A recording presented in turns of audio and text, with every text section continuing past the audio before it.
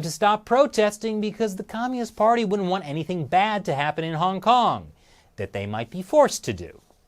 U.S. officials have suggested removing Hong Kong's special trade status if China intervenes in the protests, which once again shows who's really to blame for the Hong Kong protests: the United States. Yes, official state media pinned the blame for protests on the black hand of foreign interference, namely from the United States, which really hurt President Trump's feelings. China's foreign ministry also accused Nancy Pelosi and Mitch McConnell of inciting chaos in Hong Kong, which is ridiculous. Those two people could never work together on anything. Other Chinese media published a photo of a U.S. diplomat speaking with protesters under the headline, "Foreign Forces Intervene." Those reports have gone from irresponsible to dangerous, according to the U.S. State Department. They accused the Chinese government of leaking personal information about that U.S. diplomat in Hong Kong, including the names of her children. But the disinformation doesn't stop at blaming everything on the U.S. and endangering children. No, they're way more sophisticated than that. After one young protester lost her eye to a police beanbag, CCTV posted this photo alleging it was the same girl, that she wasn't actually injured, and that she's being paid off. Of course, that's not the same girl, but I guess CCTV has a hard time telling Chinese people apart. Of course, you can't be sure of the intentions of all of the protesters, especially after Hong Kong Free Press released this video. Why are protesters beating and arresting other protesters? It's because they were actually Hong Kong policemen. They've now admitted to disguising themselves as protesters to go undercover. Of course, this is in no way part of Beijing's disinformation campaign to incite conflict and make protesters seem violent.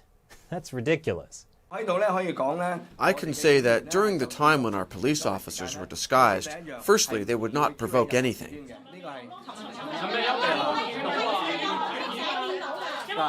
People have seen them yesterday provoking.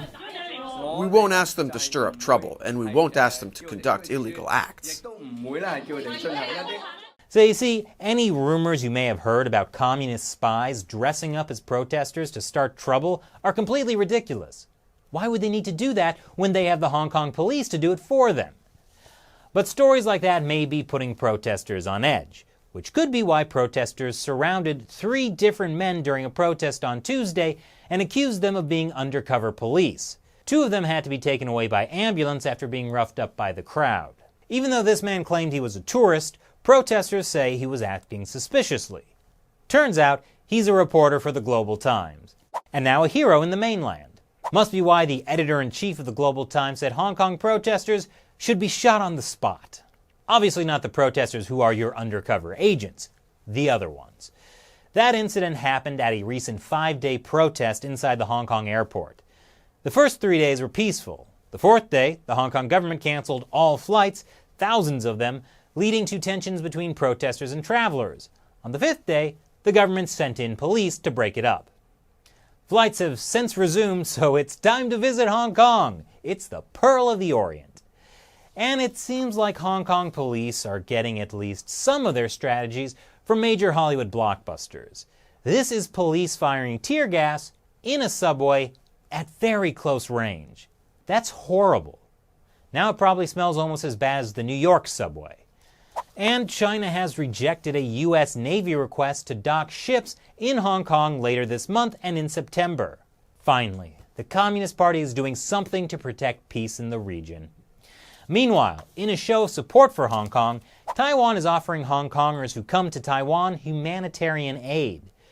Which, it's shocking to think of Hong Kong as a place where people now flee from to get humanitarian aid. And of course, in response to the offer, the Chinese Communist Party told Taiwan to remove its black hands from Hong Kong.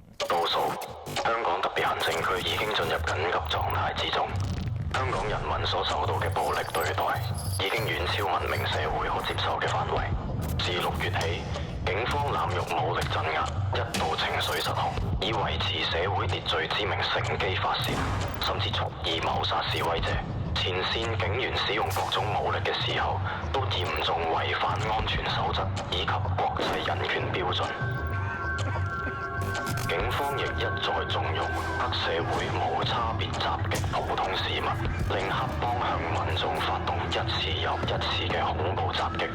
警黑合作，惡無法紀。加上政府全面配合，不斷抹黑譴責抗爭者，派警察假扮示威者煽風點火，又借建制喉舌散播假新聞，鼓勵仇恨，意圖合理化香港市民被暴力對待嘅事實。警方接二連三作出無理拘捕、濫用私刑毆打被捕人士，隨便以暴動罪檢控示威者，以阻嚇市民參與抗爭，令白色恐怖案全港人人自危。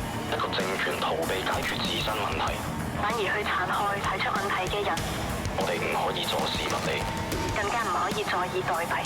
我哋必須成立獨立調查委員會，更必須要重組警隊。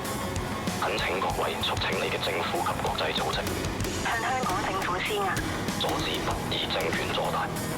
我哋係一班熱愛香港嘅市民，我哋重申政治問題，政治解決，五大訴求，缺一不可。